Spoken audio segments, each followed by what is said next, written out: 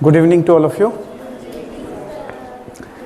So we were discussing Max Weber's theory on bureaucracy. Almost the whole of his theory we have gone through. Only one particular aspect I'll be taking up for discussion. Now before I discuss that one particular aspect that is remaining, let me address to a few of the messages that some of the students, those who have sent, especially asking on certain areas. See, while discussing the element of rationality as per Weber, Weber has discussed certain types of rationality. In fact, because his entire theory of authority and his theory of bureaucracy is moreover it is an outgrowth of his studies on rationality, the process of rationalization. So in fact, as far as these different types of authorities are concerned, how many types of authority he has discussed? 3 types. And he's trying to understand rationality in these different types of authority or in different types of administrative system as well. And of these 3 different types of authority, which authority he considers to be the most rational form of authority? Legal rational. And of all the administrative system, and how many administrative system? And what are these authorities? What are these 3 authorities? Traditional, charismatic and legal rational. Do participate so that later on learning will be easy. And if you take into account administrative system, how many types of administrative system? 3. What are those? Patrimonial, feudal and bureaucracy. So these are administrative system, and when you refer to traditional, charismatic and legal rational, that is authority. Though later on you'll find some sort of looseness will be there. Many a time in some certain context you might tend to read or you might also use legal rational administrative system. So when we refer to legal rational administrative system, in effect it is referring to bureaucracy. Anyway, as I was saying, that Weber is moreover trying to understand the phenomena of rationality, the very process of rationalization. And as far as this rationality is concerned, what does rationality mean? That is basically referring to a consistent relationship between the cause and the consequence. That means it refers to logic, or refers to reason. That means whatever you are doing, if that is a cause for a consequence where that's a consistent correlation. Consistent means repetitive correlation. That means you are taking out a pen to write. Whenever you take up a pen and took effort to actually pen down something, that is writings. So that's a consistent correlation between a cause and effect. So this particular thing is a rational effort in writing down something. But let's say you resorted to something magical. That means you did not use any pen. Simply you are sitting and in front of you a paper is there and automatically some letters are coming up. So there is no consistent correlation, and that's what we generally refer to as magic. Because it's difficult here, at least logically you are not able to establish the correlation between the cause and consequence. So this is what is rationality. And how many types of rationality he has discussed? How many types? No, that is what few of you has asked, either here or online. Few of you have asked. 2. What are these 2 types of rationality? Substantive rationality and formal rationality. That means any legal norm could be substantively rational or formally rational. So a particular norm could be having the basis in religion or ethics or certain human values That means something that you believe in, something that is more dear to a group of people in a society. So if the basis of rationality with regard to a particular legal norm is rooted in religion or religious values or human, let's say, faith, or we can say ethical or moral values, such type of rationality is referred to as substantive rationality. So a particular legal norm, and that justification to that legal norm is arising from, let's say, some religious practice. A certain religious practice. Let's say a norm is actually there. If there are many theological states are there or not. So many theological states are there. In such theological states you will find certain laws are there. And these laws are backed by what? Religious practices. So that law, the rationality of that law is what? Substantive. Because basically the foundation to that is religious, or at times that could be moral values or ethical values. Now on the other hand, if a particular legal norm is supported by general rules, for example, let's say in our context, let's say constitution. Let's say constitution. So in that particular context, such norms could be referred to as which type of rationality? Formally rational. And at the same time, as I referred, that not only he has discussed elements of rationality, but at the same time he did also refer to the irrationality, element of irrationality, that there could be also similarly two types of irrationality. What are these two types of irrationality? Similarly, formally irrational and substantively irrational. And as I told, in the due course, will be in some context, we will be dealing with that. But again, few of you are slightly impatient. You want to know it right away. But again, let me refer to that so that you also, that's not actually something difficult to understand. But again, in the due course, we would have been dealt with number of aspects through which this thing automatically would have been clarified. But anyway, now see, if any legal norm, there could be legal norm, there could be a law, and if with regard to that legal norm, it is difficult to establish a consistent correlation between the cause and consequence. That means a legal norm is beyond the reason. That means you are not able to reason it out. Why this law? What exactly is the correlation? So, if a particular legal norm is considered to be beyond the ordinary reason, then that is what is basically referred to as formally irrational. Formally irrational. Any law, any norm, let's say in a dictatorial system, they might have a law, they might have set of rules or regulation laws, maybe specifically privileging a particular group of people.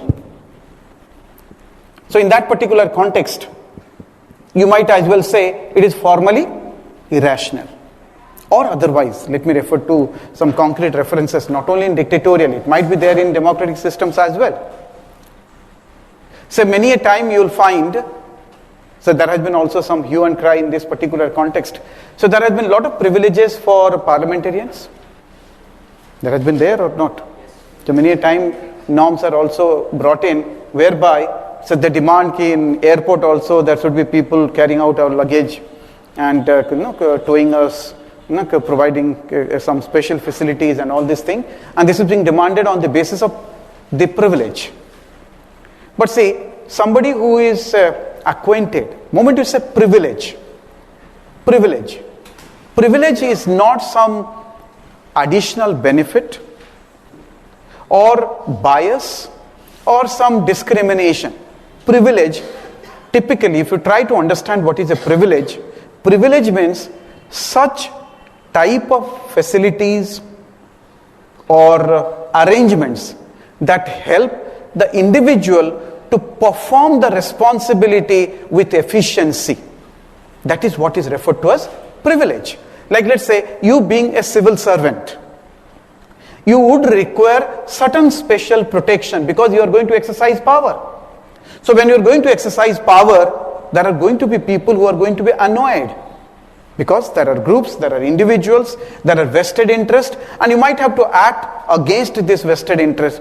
So they might actually take up initiative to harm you, maybe legally or for that matter organizationally. So certain type of protection you might have to require. So those extra protection may not be there with an ordinary citizen. So this is a privilege that is required. Why? Because ordinary citizen is a free agent. A civil servant is not a free agent, and at the same time, not only the civil servant is not a free agent, but civil servant has to exercise authority. And while exercising authority, the civil servant has to get things done, irrespective of resistance from maybe powerful interest or vested interest. So in this particular context, they might be requiring a privilege in terms of, let's say, constitutional protection, in terms of suspension, dismissal from the services, or certain type of protection in terms of, let's say, illegal transfers, or let's say demotion or reduction of pay. So they might require certain protection so that they're able to carry out their job without fear and with fairness. So there, if this protection is there, we can understand why this law is there. Why civil service conduct rule or why civil service other rules provide such type of protection to the civil servant. We can understand why this is there. So here what is the case? It is formally rational. But if you say at times also not only parliamentarians, the civil servants are also demanding for some certain types of benefits. Not privilege, certain types of benefit.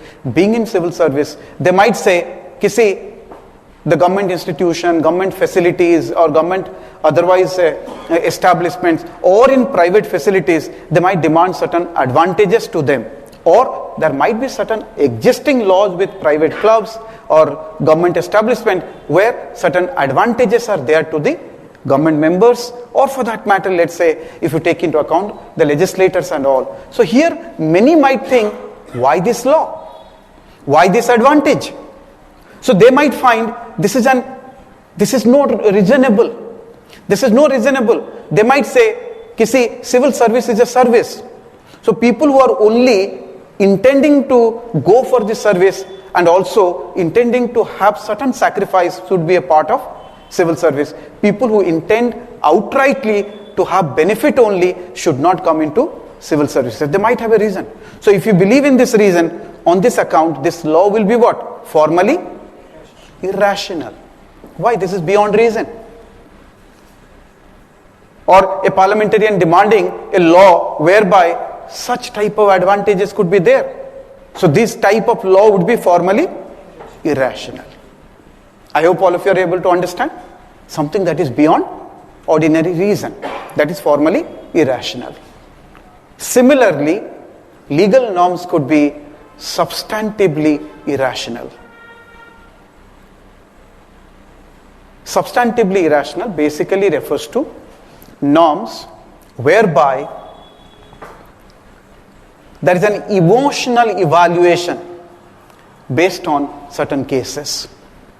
Emotional evaluation.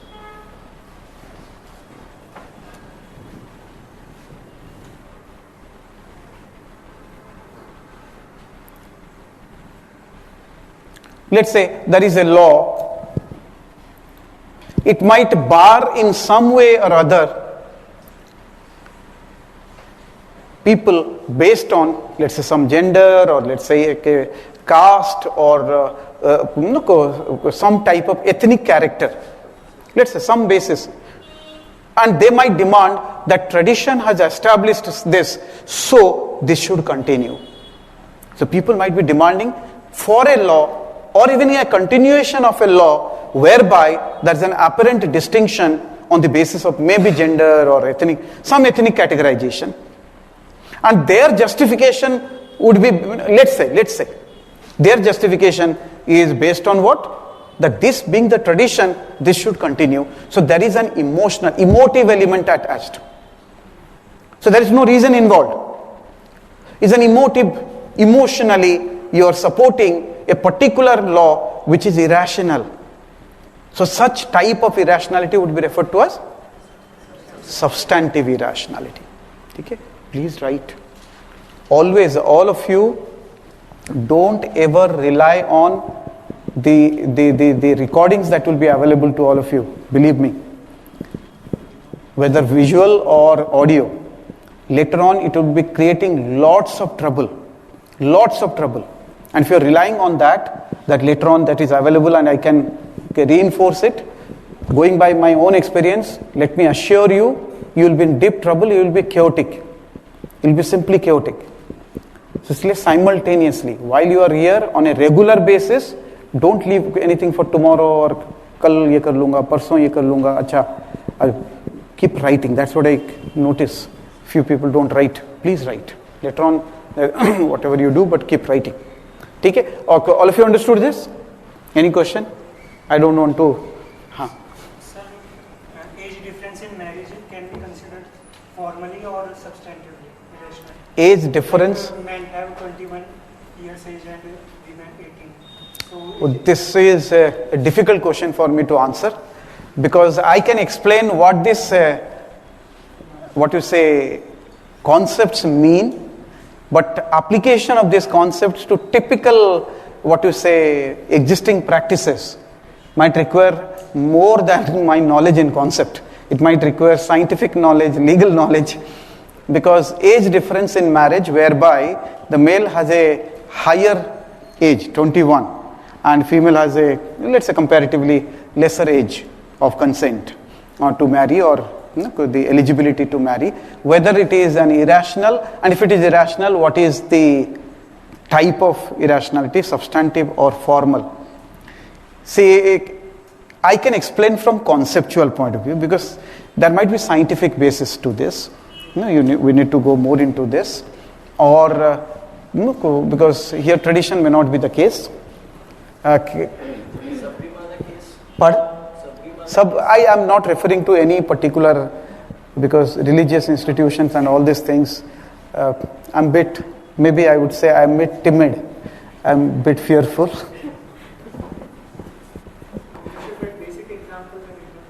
You're right, even these examples you can write, but don't write anything controversial, because what happens in your exam, those who are correcting, though they are very nice and very learned in terms of the subject, but they are after all human being with their own choices and preference. Like let's say we witness our parents or not, even if they are very good people with lots of knowledge, but still they have their biases and plus and against. So that's why avoid controversial things, because ultimately you need to gain marks. So there is ample cases and examples where you are not inviting any individual's biases. So give cases, those are plenty of cases are there. Our subject is such that if you're open, you'll get a lot of examples and cases. Anyway, so that's why conceptually I can explain, but going into deeper into that will be beyond my ability. Yes. Formal irrationality, you gave an example like if people are demanding for privileges. Trying to not demanding privilege. They are in the name of privilege. They're demanding benefits. Privilege means what? Like let's say we study something called breach of privilege. But in polity, if you have gone through, you must have studied breach of privilege. Why there is a concept breach of privilege? Not only parliamentarians have breach of privilege, that is more explicit, more visible. But see, civil servants can also have breach of privilege. I can have breach of privilege. Yesterday, let me give an example. Yesterday I told all of your grown-up adults, when you want to enter the class, exit the class, you want to eat something, drink something, free. And personally, I don't have any problem. But if your chatting, shouting, laughing, that's a restriction. Because why? Because that interferes with my job of performing as a teacher. So being a teacher, I have certain privileges that you should not be shouting, you should not be attacking me, or something, or there should not be terrible noises and all these things. Because if this is there, I'm not going to perform, I'm not able to teach. So all those advantages, or not exactly advantages, all those arrangements that can help me to perform my responsibility properly. So those are what is my privileges. So that is privilege. Demanding beyond that is only benefit in the name of what? Privilege. Anyway, conceptually, all of you understood this? Substantively rational, formally irrational, substantive irrationality and formal irrationality. Okay, fine. Chalo.